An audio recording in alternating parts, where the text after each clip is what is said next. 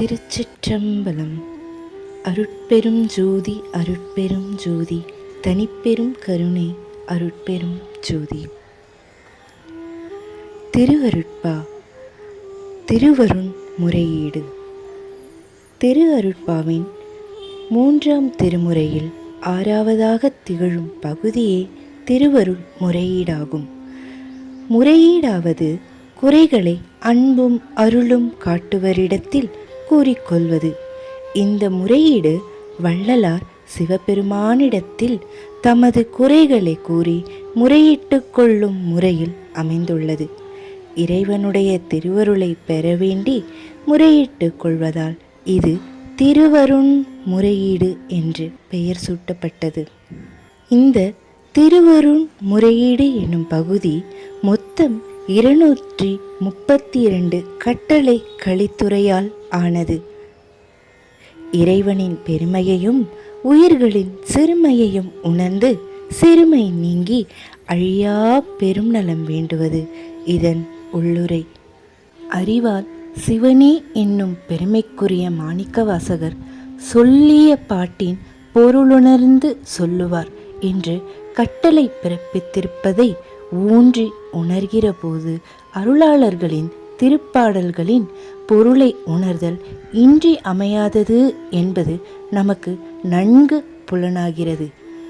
அதன் காரணமாகவே திருவருண் முறையீடு என்னும் தலைப்பை எடுத்து அந்த பாடலின் பொருளை ஏதோ சிறிதளவாவது நாம் உணர்ந்து புரிந்து தெரிந்து கொள்வோம் என்ற நம்பிக்கையுடன் இவ்வுரையை துவங்குகிறேன்.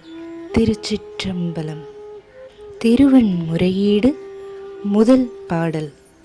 துணியால் உளம் தளர்ந்தந்தோ துரும்பில் சுழல்கின்றேன், இனியாகினும் இறங்காதோ நின் சித்தம் என் தாய், இதென்ன அநியாயமோ, என் அளவில் நின் பால் தன் அருளில்லையோ, சனியாம் என் வல்வினை போதனையோ என் கொள் சாற்றுவதே என்பது பாடல் வரிகள்.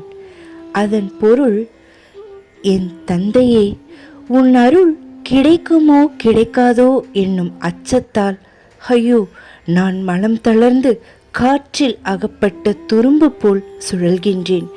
உன் மனம் இனியாகிலும் என் மீது இரக்கம் காட்டாதோ? நீ இன்னமும் இரக்கம் காட்டாதது அநியாயமாக இருக்கிறதே. என் அளவில் உன்னிடம் நல்ல அருள் இல்லை போலும். உனக்கு ஒருவேளை சனி போன்ற என் தீவினை உன்னிடம் வந்து எனக்கு அருள் செய்ய வேண்டா என்று போதிக்கின்றதோ? என்ன என்று சொல்வது ஒன்றும் புரியவில்லையே என்று வள்ளலார் இவ்வரியில் கூறுகிறார். திருச்சிற்றம்பலம். நன்றி. அருட்பெரும் ஜோதி அருட்பெரும்